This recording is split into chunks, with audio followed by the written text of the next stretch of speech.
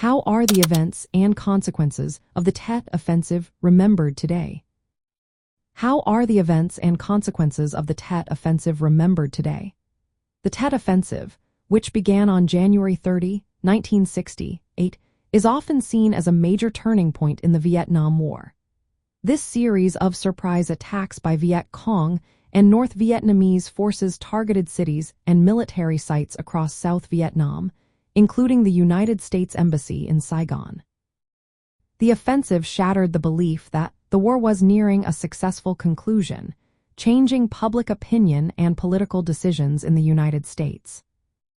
In the context of 1960s nostalgia, the Tet Offensive symbolizes the intense social and political upheaval of the era. It marked a moment when confidence in U.S. military and government leadership began to decline. This shift fueled widespread protests and calls for change, which were hallmarks of the decade. The timing of the offensive, coinciding with the Tet Lunar New Year holiday, made the attacks even more shocking.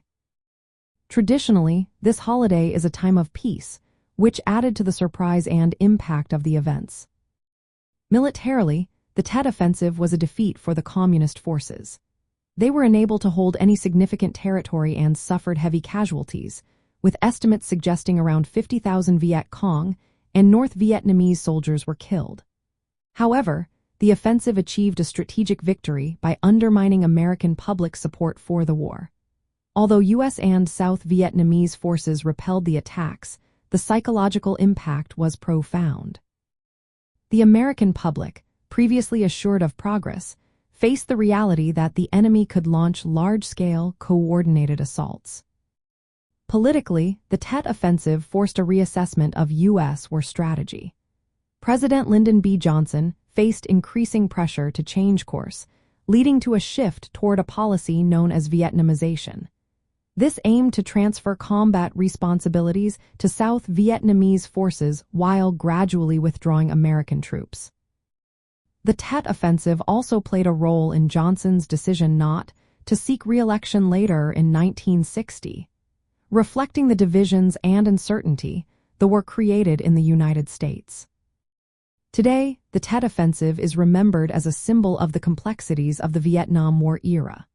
It highlights the limits of military power in achieving political goals and the impact of public perception on policy.